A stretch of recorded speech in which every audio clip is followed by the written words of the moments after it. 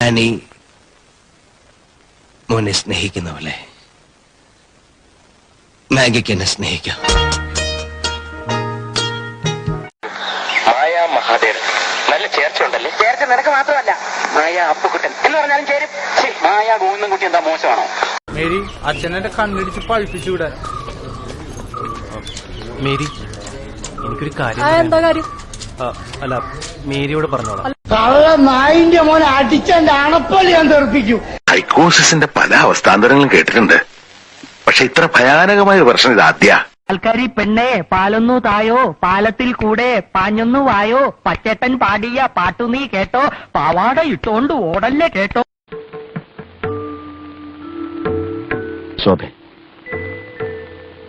ഞാനൊരു കലാകാരനാണ്, ചിത്രകാരനാണ്, നന്നായി പാടുകയും ചെയ്യും. പക്ഷെ ഇപ്പൊ പാടുന്നില്ല. അമ്മയും തങ്കമണിയൊക്കെ കേട്ടാ മോശല്ലേ? അല്ലേ ശോഭെ? പറയൂ.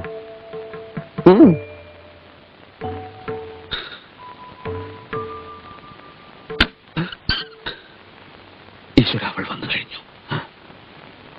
വരൂ ശോഭെ, നിർണായകമായ നമ്മുടെ ആദ്യരാത്രിയിലേക്ക് കടന്നു വരൂ.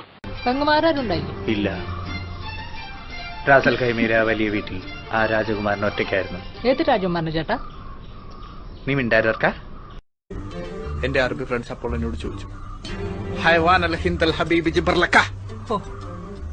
പകച്ചു പോയി എന്റെ ബാല്യം. പോകുമ്പോ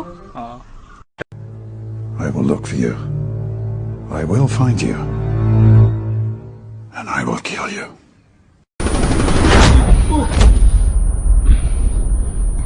മാതാ പിതാ ഗുരു ദൈവം നല്ലടോ.